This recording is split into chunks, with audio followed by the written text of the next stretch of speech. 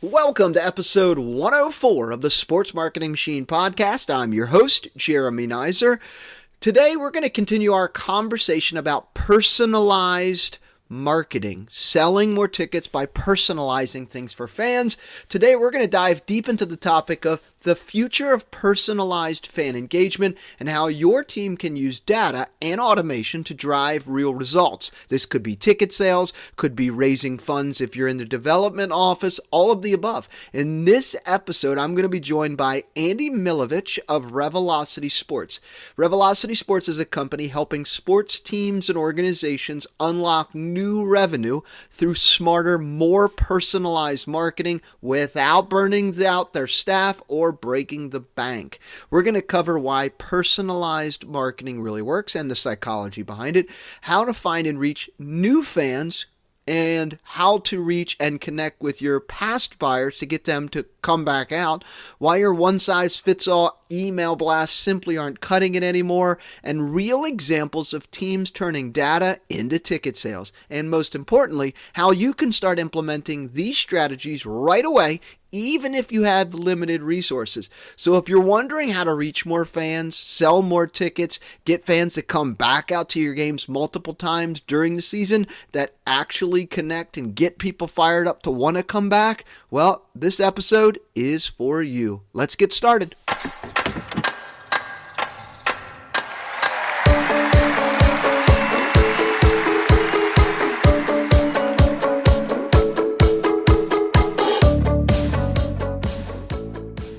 Andy, welcome to the podcast. Excited to talk with you all about personalization and Revelocity and all the good stuff today about helping people sell more tickets.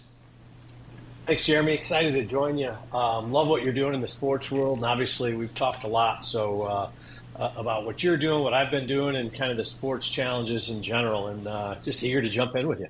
Love it, love it, love it. Well, let's talk high level Revelocity Sports. What is it? How are they helping teams? And let's drill into kind of the why personalization. Yeah. So Revelocity Sports is a company based out of Cincinnati. Ownership has an ownership in minor league baseball, jumped in and realized some of the challenges that the industry has from a marketing perspective. And born out of that was Revelocity Sports. And what we do is leverage technology, automation, and scale to build personalized fan journeys that drive engagement, sell tickets, and ultimately build communities. And the way we do it is we bring a team's database of buyers and fans into the Rev Engine, which is our massive database that we've built around 280 million Americans, and run that through that to develop audience segments. And then we'll stand up different creative and messaging to the different audience segments. So your empty nesters get messaging about promotions and events and experiences that are specific to their interests. Your night on the towners, your young families get the same thing. And then we'll scale and build automation with creative across social, programmatic, email, direct mail, SMS to drive better engagement, more ticket sales, and help a team kind of build their different fan communities and bring that community together to rally around the team. So it's essentially a way to build digital handshakes and replicate what you and I have done for years, going to Rotary clubs and church groups and things like that. Yeah, I love it. And I think about just simplifying this even more. If you don't have kids and a team sends them an email about coming to Bluey night, you have zero interest, right?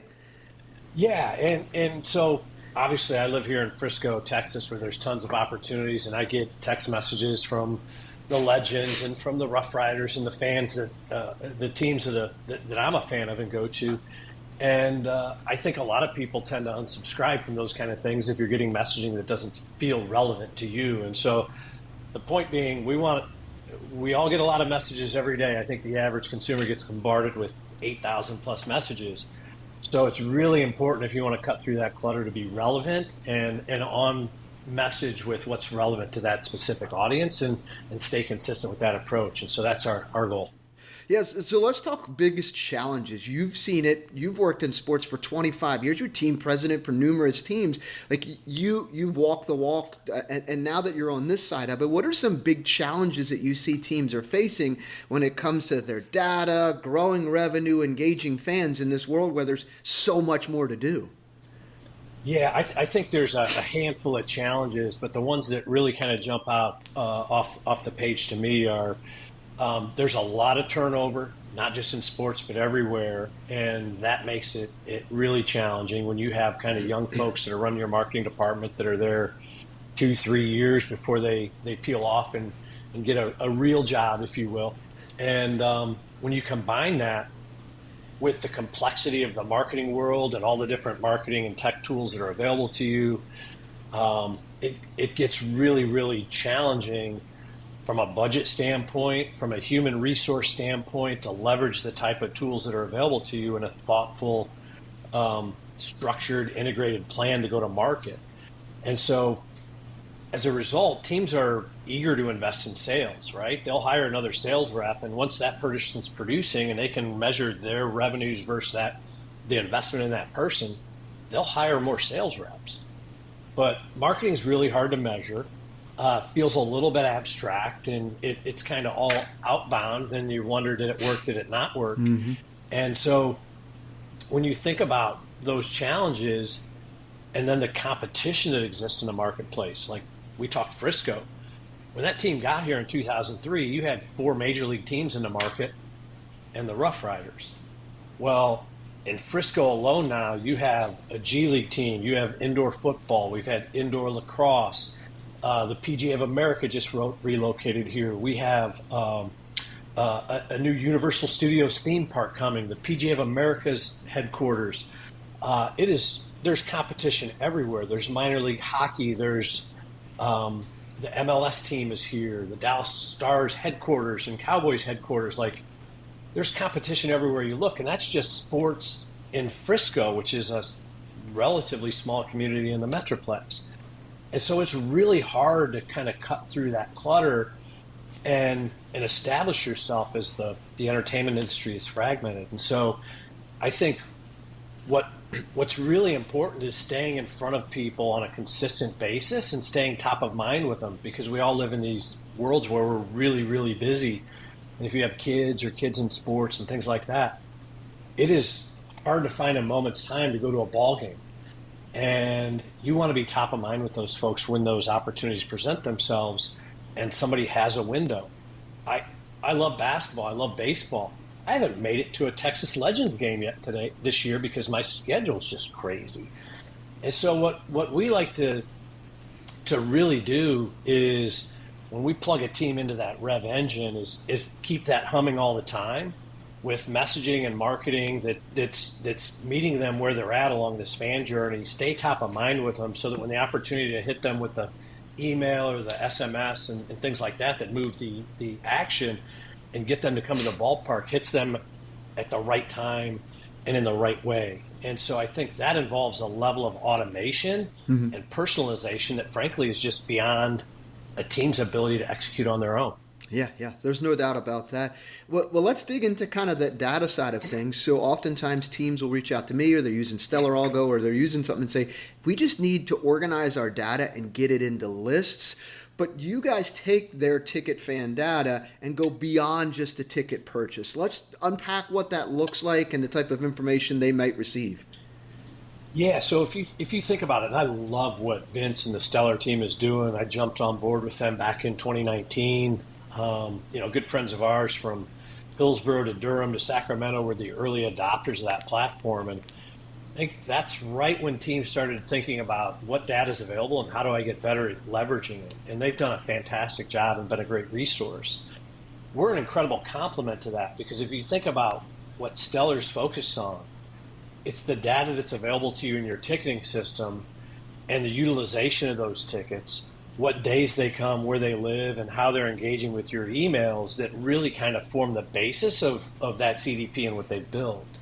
And it's really valuable to the teams. What we're doing is trying to pull together the data outside of the ballpark and that fan experience to complement it. So, you think about what a team has with Stellar, and teams are just starting to figure out how to use that. A lot of them don't even know that. Yep. But they know a buyer's name, address, phone number, email, what day they bought tickets for, how many tickets, and how many did they use. And they know the promotion for that day. But that promotion may or may not be what drives you or I to buy a ticket and attend. We could be there with a group of buddies that are in town. Could be a bachelorette party. Could be a family reunion event, or a company outing. There's dozens and dozens of reasons that get you to come to the ballpark. Who you're playing, the prospects, you name it. And so Princess Night may be the night we make it, but that may not have been a motivating factor in why we came. And so what we're really engaged with doing is understanding the demographic information beyond that. What are their household income levels? What's the household makeup? What are their buyer and consumer behaviors, their social media engagement, their browsing habits, etc. And once we pull all that into the Rev engine, we can start to meet them where they are and create fan journeys that are more about building and seeding that demand, influencing that behavior and keeping you top of mind, so that when that weekend or when that opportunity comes to go to a ballpark, you're the first thing that we're thinking of as a fan. And I think at the end of the day, when you can kind of build those two things together, you've really got something to work with. And then what we try to do is leverage the automation piece and the creative piece, since those are really challenging pieces for teams to get their arms around, both from a cost standpoint and a human resources standpoint. Bring all that in where we can build that scale across a lot of clubs and make it actionable for teams to leverage that data and drive better ticket sales.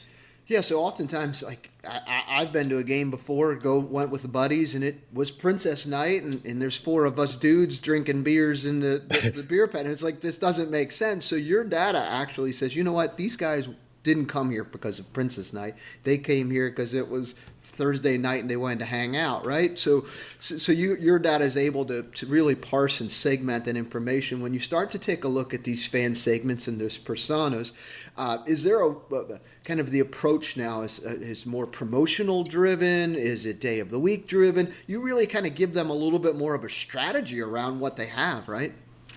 Yeah, I think you're exactly right. And it starts with that kind of newsletter and email approach that people send out to their entire database. I mean, you might have 50,000, 75,000, or 100,000 emails. And there's a pretty good chance, if you're operating in the minor league space, that everybody's getting the exact same email. And every detail of every promotion, every game and event is in that. Well, I'm sure your inbox looks a lot like mine. Mm-hmm. There's so much coming into it that you open it first thing in the morning and you're looking for things to delete. But if the subject matter and the subject line of that email is relevant and specific to you, okay, I'm going to open it and take a look. If the body of that email is digestible and clear and it looks like everything's of interest to me, all right, I'm going to keep reading. Mm-hmm. And, we can do that with email, but we can also do that with the messaging that you're putting out on programmatic and what you're putting out on social. And so the goal is really, let's streamline the communication so people are only getting what they want. And when you do that, they're going to be much more engaged with that information you're sharing with them, and that connective tissue between you and your fan base is going to be that much stronger. Yeah, you're so spot on. Oftentimes when I look and work with teams, and I've even done this myself, either I've got one enormous database that's got season tickets and mini plan, everybody in one bucket, or I have segmented lists. Here's my season ticket list, my mini plan, my flex plan, all those different things. And I personalize it by, hey, do the field selection, do your first name. And I'm like, okay, that's good, right? But we're taking things even to the next level here, because now you have an audience that would be specifically interested in one specific promotion. So what does that look like? Do you help them build different lists in their email list? What does that look like? Yeah, so I think once we kind of, once we build those segments, whether it's empty nesters or night in the towners, families with young families with kids, it's about building creative libraries that allow you to kind of to build those messages throughout the season. We'll kind of build a creative calendar and a messaging calendar for you so that we can schedule as much of this throughout the year as we can, recognizing there's some promotions here and there that change. But one of the things you shared with me recently when we talked, I think it might have been the Hot Tots, where you're talking about them selling almost 1,000 5-game mini plans to grandparents as a way to spend more time with their kids. Mm-hmm. I think if you take a step back, it seems like the easiest, simplest thing in the world. But you got to know who the grandparents are, one. Yep. And you got to step back from the chaos of your day-to-day life of blasting out your 100,000 emails to everybody and checking all these boxes to say, what is it that really motivates grandparents? Mm-hmm. And I don't care who your grandparents are. My parents are 79 years old, and the only thing that gets my dad out of the house is his grandkids. Mm-hmm. And so he doesn't miss a hockey game from my nephew Brecken. It doesn't matter if he's got to drive 6 hours or 15 minutes up the road. He goes to every one of them because that grandchild time is so important. Well, once you know who your grandparents are, mm-hmm. it makes it pretty easy to stand up imaging, and I'm talking just creative ads that show grandparents with their grandkids in the ballpark enjoying that time together. And then you start standing up other communications, via email, via SMS, etc. Then you start to build promotions around it where, how do I activate this day? Well, what about, Grandparents' Day, where kids mm-hmm. get to come out on the field and they get to submit their parents to be the grandparents of the year, the grandparents of the night. And here's why my grandparents deserve it. There are dozens of different things you can do to activate just around grandparents and grandkids, mm-hmm. which is where teams get really creative and thrive. And I think the Reading Phillies were doing some grandparent days, 15 years ago that they were killing it with. Mm-hmm. But how do you monetize that, turn that into 5-game package sales? Mm-hmm. Well, if we can help you do that and let the teams just focus on what they're really good at, which is creating those days and that content and those experiences that bring every grandparent and everybody reading or watching these clips on social to tears, that's the sweet spot of it all. Mm-hmm. Let us kind of uncover the who, and you keep taking care of creating those experiences that act as the tether to those people in the ballpark and build that sense of community. And it's a can't lose proposition. Yeah, absolutely. And I've seen this happen. We've had conversations about this, but some of the teams that you've had some success with, that you worked with last year, what are some success that you've had, and if you're willing to share some numbers here? Yeah, absolutely. So I think I shared with you previously, the founder of our company built a healthcare marketing company and had some incredible success and has invested in some minor league teams. And so in that investment and wanting to learn the industry, he jumped in to start helping the teams that he has an investment in. So, we worked with Greensboro, we worked with Lexington, we worked with Kannapolis, and we worked with Daytona last year. And we did the initial fan segmentations. We did not deploy any of the social or the programmatic or the different things. We just worked on optimizing email campaigns. Mm-hmm. And we created test and control groups, and we ran everybody through that Rev engine, created the different audience segments. And then the other thing that we do that's really special that I think teams are really, really excited about is that ability to take the lookalikes. Who in your audience and in your community do we have that isn't currently a fan and buying tickets? Mm-hmm. And which segment are they in? And then let's stand up prospecting campaigns to bring those newcomers into the market and create these rookie fans.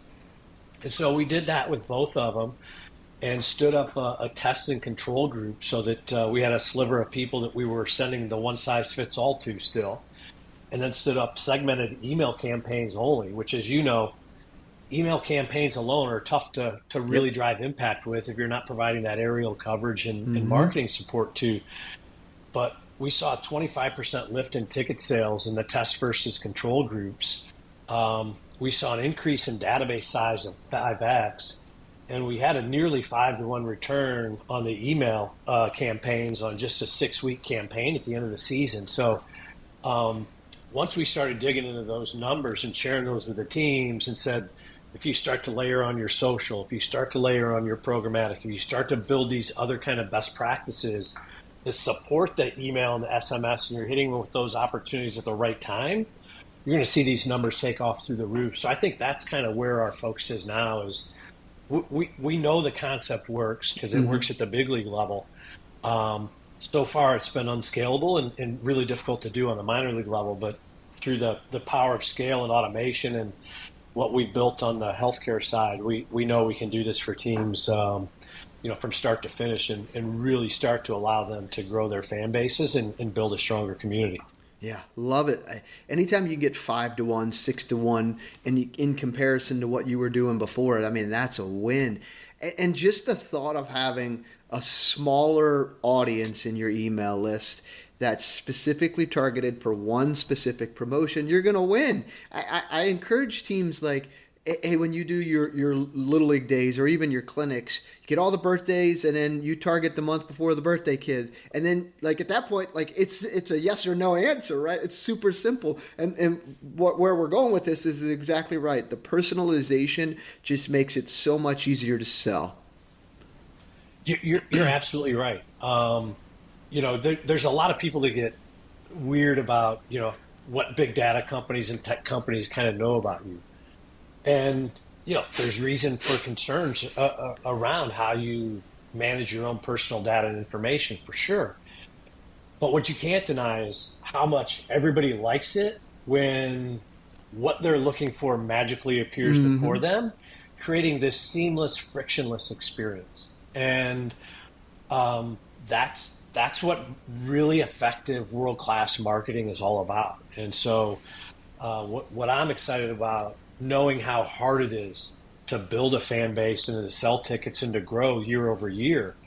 I mean, you think about the stats that Major League Baseball Advanced Media has shared, that 80 to 85% of single game buyers don't buy a single game ticket the following year, which I'm being told by the folks at DBH that it's actually closer to 90% now. It really kind of frames how challenging it is to grow your business and your fan base. And it just speaks to how difficult it is, not because we don't have a great product. Like if you look at the scores and every metric that's available to you on the fan experiences in minor league baseball, they're the best fan experiences in all of sports. Yep. But it's just a really challenging environment with so much going on in your personal lives and then so much competition out there, and everybody's suffering from schedule overload. So for us, the ability to really help teams kind of understand this and deploy world-class advertising and marketing that also drives measurable results, I think to me is the holy grail and what I'm really excited about bringing to the minor leagues. Yeah, absolutely. Just the difference between personalization and targeting people with things that they would be interested in versus not. Like on the surface, without even looking at stats, like this is going to take off like a rocket. Absolutely. So what do you say to teams that look at their tech stack now and say, hey, we got a lot going on here. We got this, what is this? Like adding more to it's going to create even more chaos. How do you approach teams like that where just have a lot going on? That's me. That's the life I live, right? Everybody brings a new tool with a good ROI and the ability to generate data. And it's hard to say no, but what you have now is teams with frankly, tool overload. Nobody wants another login. And I think what our goal is to meet kind of teams where they are. And everybody's in a different place, right? So what tools are you under contract with? What tools do you wish you had but you haven't entertained because you're already overloaded? What are the tools that we have in our tool belt? And then let's pick and choose what makes sense for you and stitch it all together in a way that continually takes the information these tools give you, feeds that into the Rev engine, so we're getting sharper and sharper and getting better and better on an ongoing basis. And I think that's the goal that we have. How do we make this easier for you to focus on throwing the party and delivering this incredible fan experience that you're known for, and let us build through automation the deployment of these tools so that your know before you go emails are automated and segmented to different audiences. Your surveys are automated and scheduled and take that off your plate. And I think that's ultimately the key, is trying to figure out how to make this simpler and easier while still harnessing the power that all this tech affords the teams and making it more affordable. I think Greensboro, I think, is one of the teams that we're migrating everything into our email platform from theirs because it's going to save them $800 a month. Well, Wow. if we can make it easier and save you some money and Mm-hmm. deliver better results, that's a win for Mm-hmm. everybody. And then what we can do as we're deploying emails, if you think about how long it takes a team to get to a million emails to really read what's driving impact, we'll be able to test and learn and react to subject line matters and what's leading to opens and what's leading to Mm-hmm. people coming. And we can do that across multiple teams so we can get better and more efficient than you ever could on your own.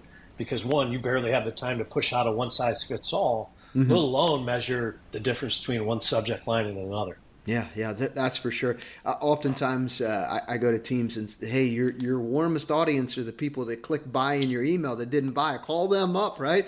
But then then you start to dig into the other side of things. Like some teams just don't have time to send out the emails; they just can't get to it, right? So Yeah. Or when they send it, it's I got to check the box, I got and to moving rush to it, the I got next to thing. get it Yeah. out, and it's not really thoughtful. Mm-hmm. And I think at the end of the day, it how you communicate with people really does matter if you want them to stay tuned into the messaging. Otherwise, unsubscribe, get it out. I got too much. Mm-hmm. I can't. And so that's really, really the key to it all. So, curious question here.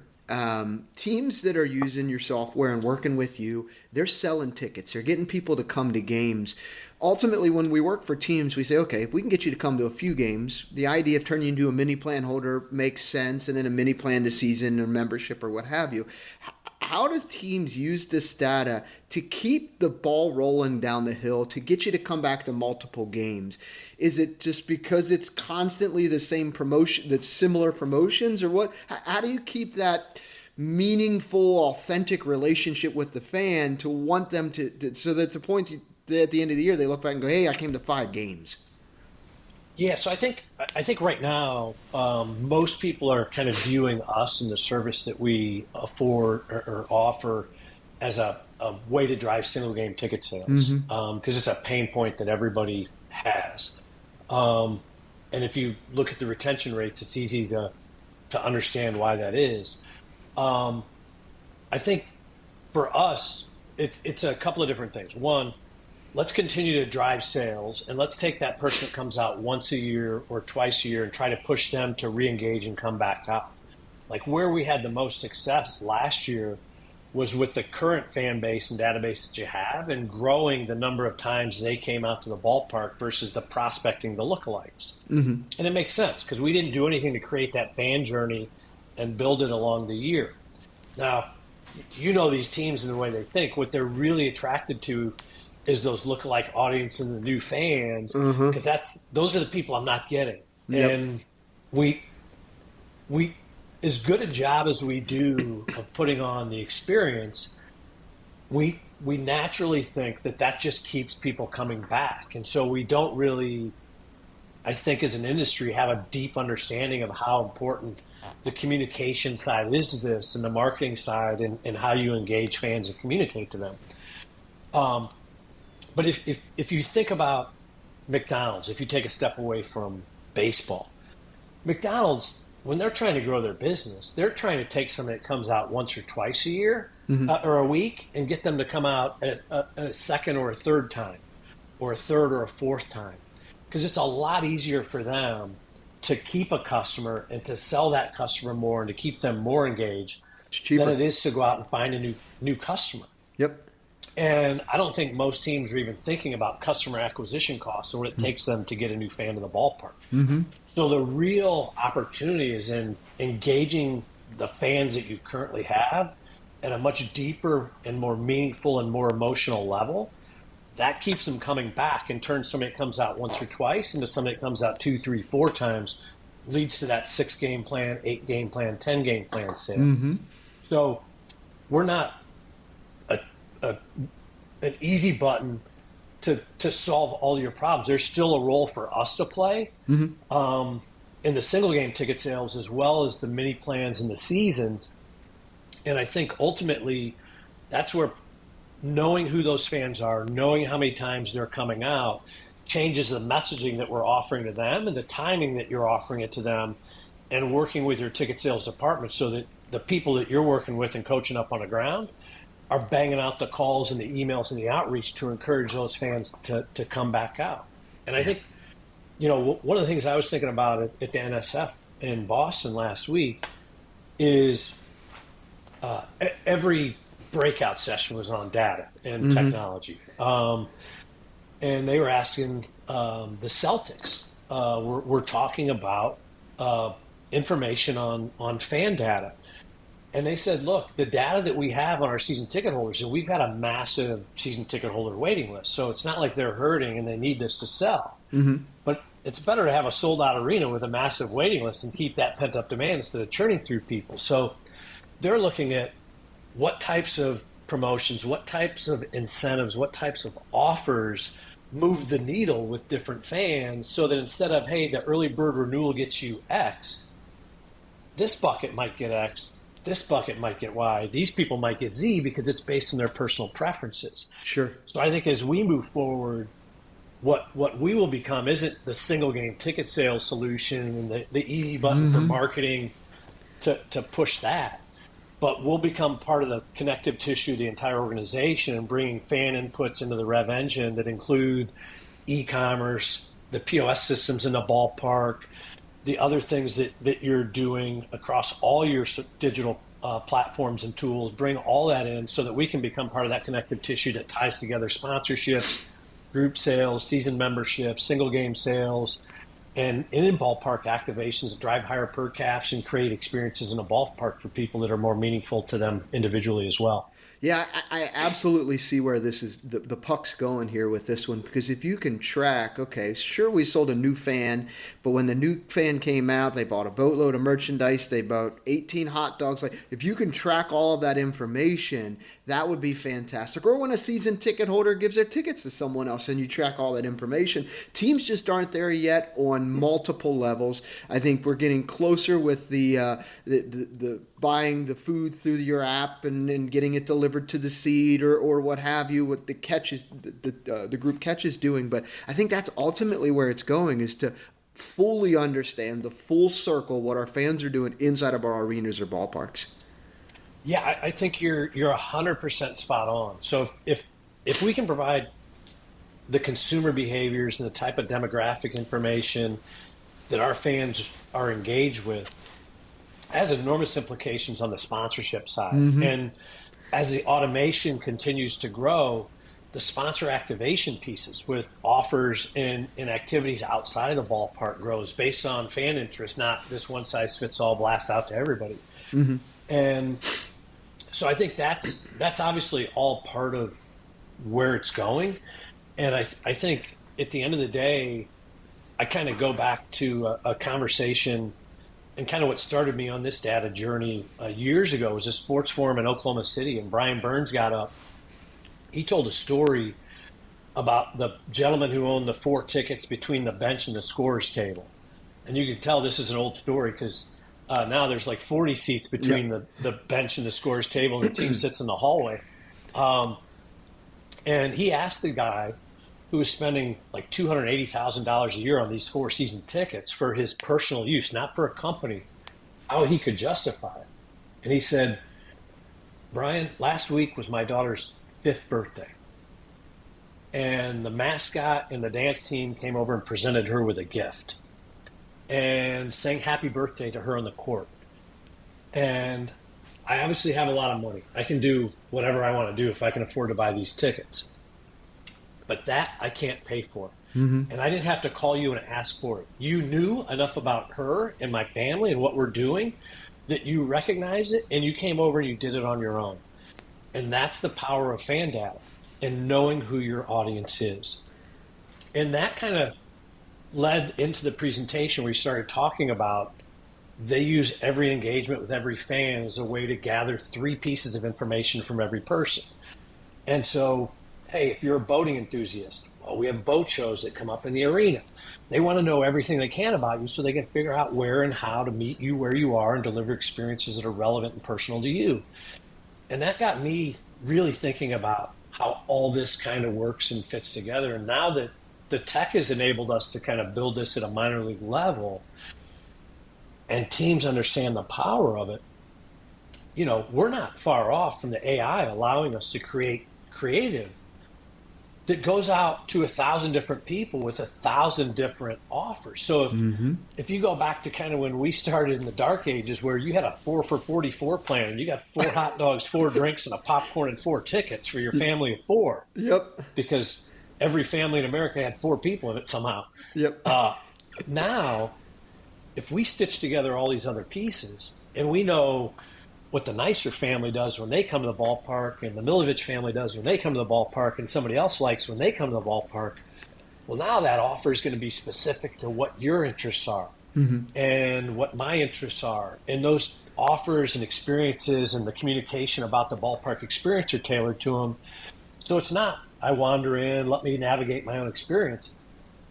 We know every one of these teams is unbelievable at creating something for everybody. But now that the marketplace is cluttered and there's so much competition, how do you make sure everybody knows what the experience for them is, and how do you communicate it in a way that drives down funnel activity? And I think that's ultimately what we're all about, is let's leverage the technology to do that. I love it. I love it. And that's such a great takeaway. If I'm a ticket sales guy for you name a team in America, hockey, soccer, football, doesn't make a difference. Going out there and asking my ticket plan holders 3 questions, and I'm just gathering more and more information. I can't tell you how many teams aren't doing. There's thousands of teams out there that aren't doing this that they should be doing. It's such a great takeaway. Yeah, I think you're right. So, like, if somebody said, and one of the things that we had talked about is, like, for somebody that isn't sure where to begin, how do I start? Like, I don't have a budget. I got a staff of 6. I'm running a Collegewood Bat League team. Yep. This sounds great, but let's not kid ourselves. Well, you're doing surveys, right? Everybody's doing a survey at least once a year. And unfortunately, some of those teams are blasting out a survey to everybody they have, and it's the exact same survey. Well, you don't need 10,000 of the same survey. Let's break that down based on how many tickets, how many games somebody came to. And let's create different surveys that allow you to gather enough information that it's statistically meaningful, but that you're going out and letting fans, one, self-identify. Hey, I come out with my family. I come out with my business. I come out with my Little League team. I come out with whoever that is.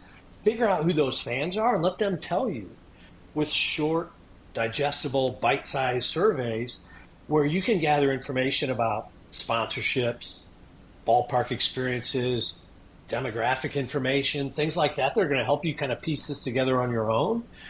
And I think that's a logical place for somebody to start in a really small, affordable way that doesn't cost you any more than the one size fits all. It just takes a little more effort in breaking down your list and reaching out to different people with different questions and then pulling it all together. Yeah, such a great idea, great tip for teams. I even think about the university side of this, specifically on the development. So put myself in the shoes of someone who's in the development. I'm making phone calls, I'm going out having coffee and meetings, and I'm asking people for donations and building relationships, and I'm logging all of my information in our CRM, and typically in a lot of universities it's Banner or some sort of system that's similar to Banner, but it doesn't give you the full circle. It doesn't tie into, hey, did this person come to a sporting event? Did we put on all these extra notes? But you can really dive into understanding who this person is a lot quicker when you've got some back-end information like this about the person. Right? I mean, they're probably understanding how much a person's net worth is, but nowhere near scratching the surface of what you have, right? No, I think you're spot on. And I haven't been thinking about this from a development standpoint. I've been thinking about it from a fan standpoint. Trying to sell more tickets, yeah. You're spot on. I was talking with Heston Heiberger at Butler University, and he's moved on since then. And they're actively working on trying to figure out how they engage these recent graduates. I have memories of going to IU football games with my parents back when they won 2 games, 3 games a year when I was a kid. Well, if you were an IU football fan during the last 30 years, there's not a whole lot of incentive to get you fired up to buy season tickets up until this year.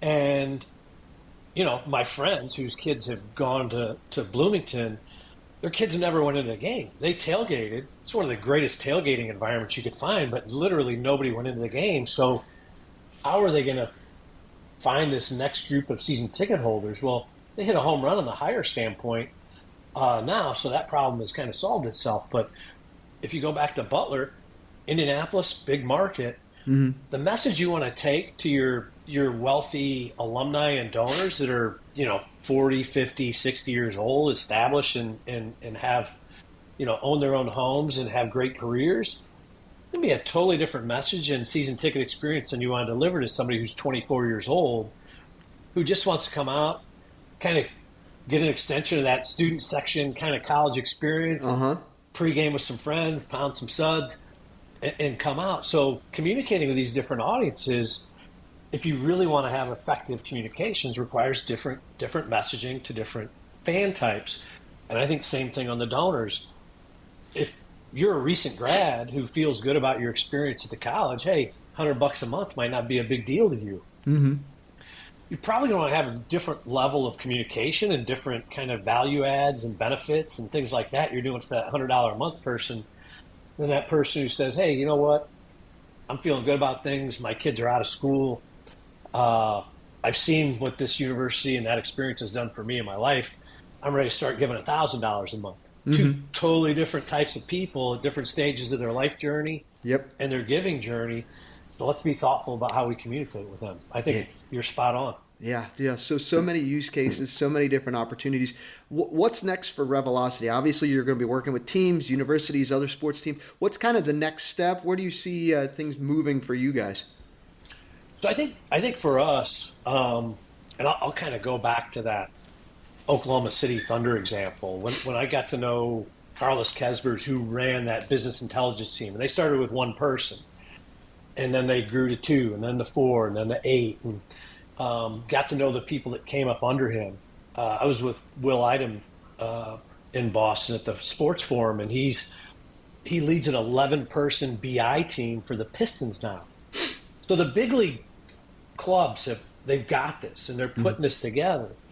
But what Carlos said to me when I first got to know what they were doing, he said, "Look, we look at ourselves as an ad agency, an in-house agency with 2 clients: the business operations of the Oklahoma City Thunder and the community of Oklahoma City. And those are our only 2 clients, and that's all we're looking to do. How do we help them get better?"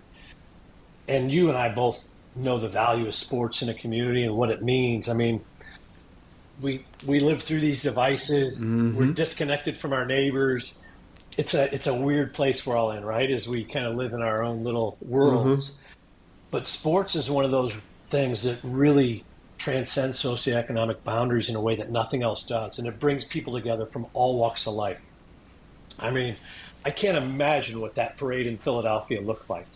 The demographic makeup of that group of people out there celebrating is as diverse as it can possibly get. And so sports, when done right, and I think when it's done right, it's operated as a public trust. It becomes part of the fabric of that community. And that's not to say a public trust shouldn't make money, but when you're operating in that way that meets the community's needs, the money, the fandom, the ticket sales, all of that follows. And so I think what's next for us is how do we get teams to think beyond marketing as the group sales executive for single game tickets.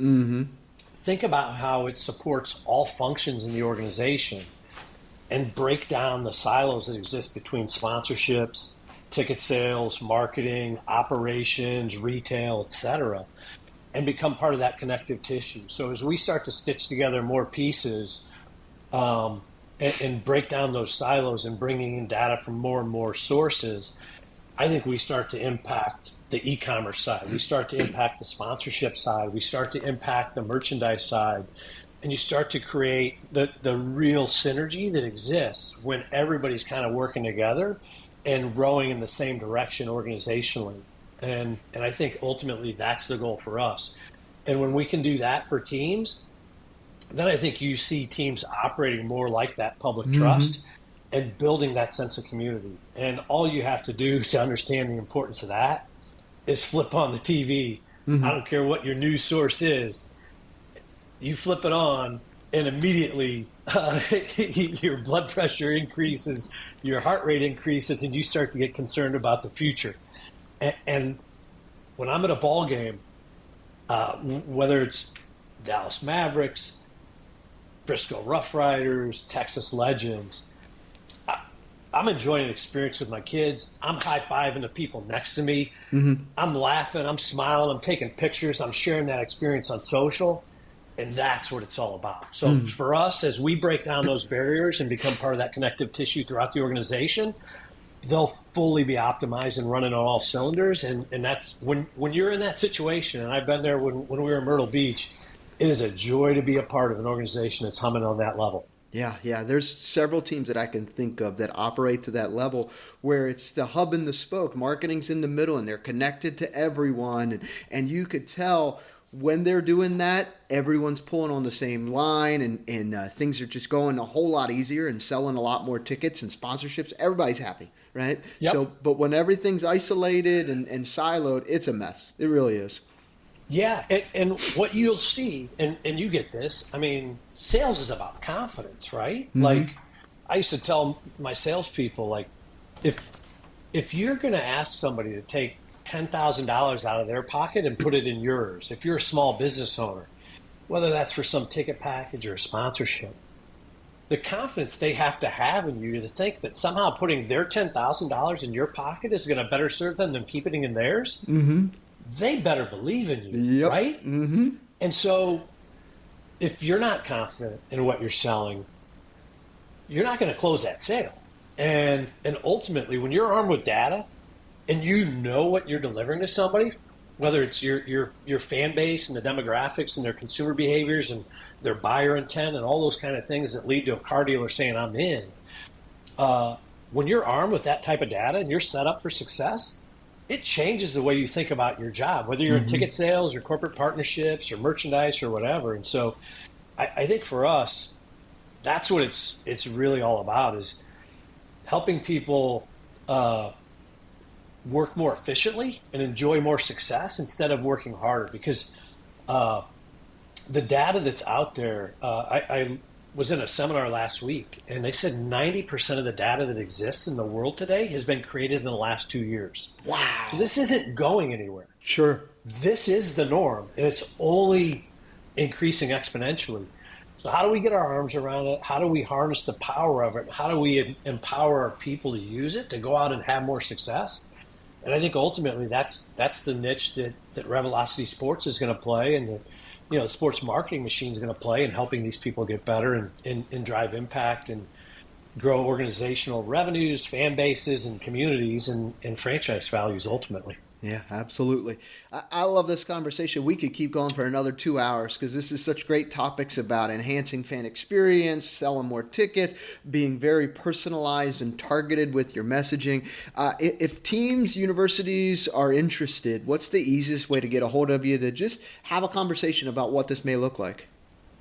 Yeah, so our website is revelocitysports.com, and my email is simple. It's andy@revelocitysports.com. So as you know, I love sports of all types. I can't get enough of it. My life revolves around it. So I don't care what sport you're in. I'd love to learn more about it and learn more about your organization and how I can help. And even if that's just, here's a few things I would start with. If you're not ready for us, reach out, and happy to have a conversation. Love it, love it. Well, now I'm going to put your contact and the links in the show notes. And just strongly encourage teams to reach out, because this is going to take things from, if you're doing pretty well and you're humming, this is going to take you to the next level. There's no doubt about that, because there's only so much you can do with inside of your four walls. And this is just going to make life so much easier to sell more tickets and enhance your fan experience. No doubt about it. And I think, I've talked with teams like Hillsborough, moving into a new stadium. Let's get ourselves set up for success. Talk to some teams that lost marketing directors and have an opening. Well, you're recruiting somebody. You've got a hole in your staff right now. Let us come in and kind of put the foundational pieces in place to keep growing. So whether you're established, you're new, there's no better time to start than now, because this is only going to get more and more critical as time goes on. Absolutely. Well, thank you. Thank you, Jeremy.